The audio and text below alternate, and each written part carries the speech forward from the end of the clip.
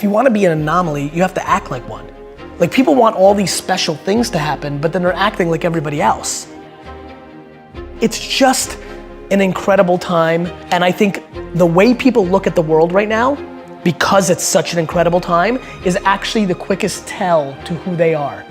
If you think it sucks or it's bad, you have losing pessimistic DNA. And if you think it's awesome and phenomenal, you have optimistic winning DNA. My lack of interest in complaining is so high. And when I watch what people complain about, it breaks my heart because they completely lack perspective. And I genuinely believe my happiness and optimism comes from my perspective.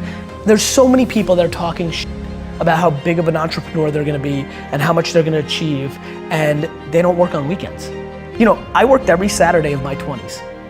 And I talk to 20-year-old entrepreneurs every single day. Lately, I've been saying to them, this Saturday, you're gonna have more time off than I've had in my entire 20s.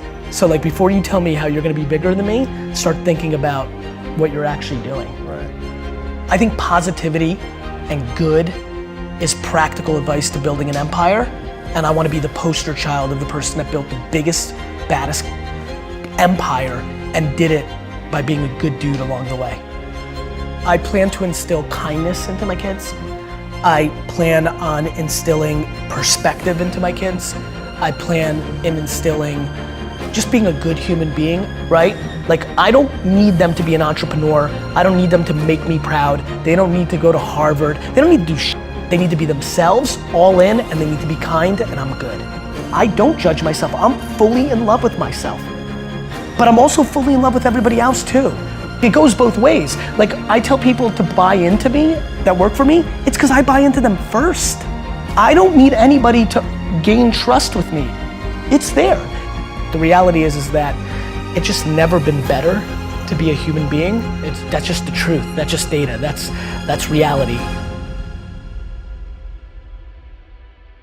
And not everybody's gonna be happy about everything I did, but if it's 97% of people talking good behind your back, that's a real legacy. And I wanna do it in a pop culture way. I'm gonna do it anyway. People have done that before. Just so you know, there's plenty of people. Warren Buffett's a really good dude. There's plenty of people that have done that. There's a difference. I wanna do it and I wanna be a rock star, right? And that's where you influence people. I wanna do it, but I also wanna be the most popular.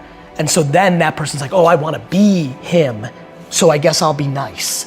I wanna literally take people who have DNA that's kind of nice and make them more nice because they think that's how I became big. So I basically wanna trick the business world into becoming kinder. I'm careful to not give advice that I know is uniquely something that I was gifted with. How do I tell you that, oh, here's how it actually works, and it almost started happening, it didn't happen. I actually get goosebumps, real heavy goosebumps when I hear something that I know feels right. What's the advice there? Hey, Johnny, start getting goosebumps. There's certain things that I can't talk about because I know they're not practical. They're intuitive to me.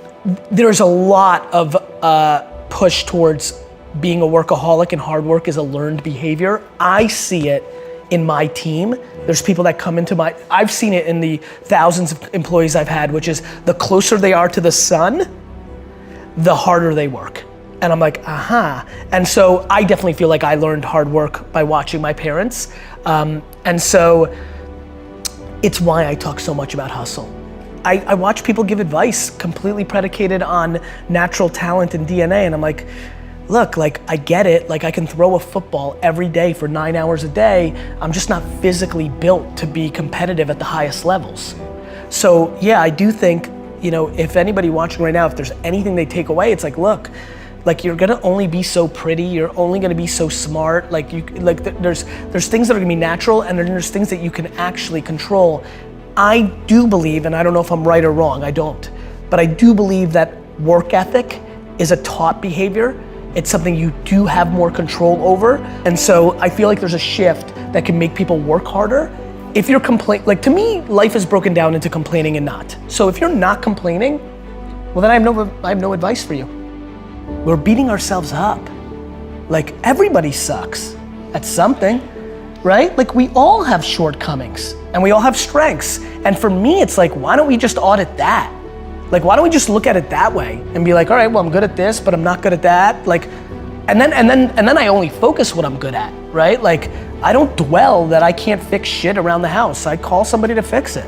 Like, I'm not a man. I don't give a fuck. Like, I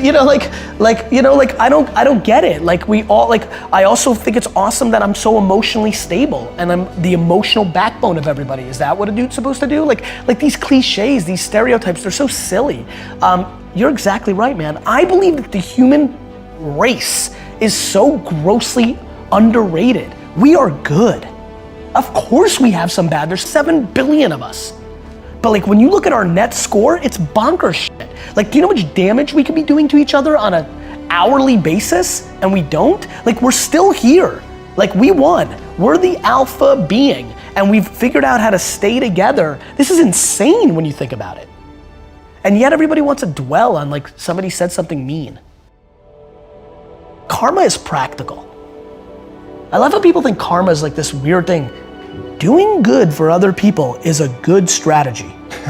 Like I've been like trying to, I'm like, why does this thing even exist? It's actually the most common sense thing of all time. Why does karma seem weird? The fuck is karma? Like, wait a minute, so you're telling me like, if you do lots of good things, that weirdly good things happen to you? Yeah, that seems like common sense. Like, it's amazing to me. Anyway, I tried to do all the right things. We started rolling. There seemed to be an opportunity for somebody to sit above our current head of HR. And so we decided there was that opportunity, but I could not call her the head of HR. I did not want the world to think of that's what we were doing. And I wanted her to sit at the pedestal as the most important person in the company besides me, more than the CFO, more than the COO, which got you into chief, right? And then, heart just seemed right. Like, it just seemed like a nice word, So it didn't have like, if she was chief emotion officer, then she'd be CEO and that'd be weird. So it just fit. And have you seen other companies pick this up? We've seen companies like NASA and other big companies reach out to us and they're like auditing us. Wow. I have a feeling that it could happen. Yeah, I feel it could happen. That would be a great legacy. I want to do the following. I'm fascinated by the same thing that attracts so many of millions of people to people that are selling bullshit. Those same people are attracted to me. And what I want to do is suffocate out all those other people and become the alpha of that entire world of people that are hoping and are desperate to look at me. And what I want to do is inspire 2 14-year-old girls in Kansas City right now to build a $1 billion company on having a bunch of employees hugging each other in the halls. I think that Steve Jobs came along, became an icon, but the sad part of that narrative was he did not treat his employees well. He became an icon and the narrative became he got the most out of people by being a jerk, and that became romanticized. And a lot of people in Silicon Valley today run companies where they're mean because they think that's the right thing to do because they put Steve Jobs on a pedestal. I want my pedestal moment. I want to become that big, and what I want to come from that is that kids that aren't even born today think that they can build a $5 billion company and be a great guy or a great gal. I want to build the biggest building in town ever by just building the biggest building in town, while I think most people try to tear down everybody else's building. So I think positivity and good is practical advice to building an empire, and I want to be the poster child of the person that built the biggest.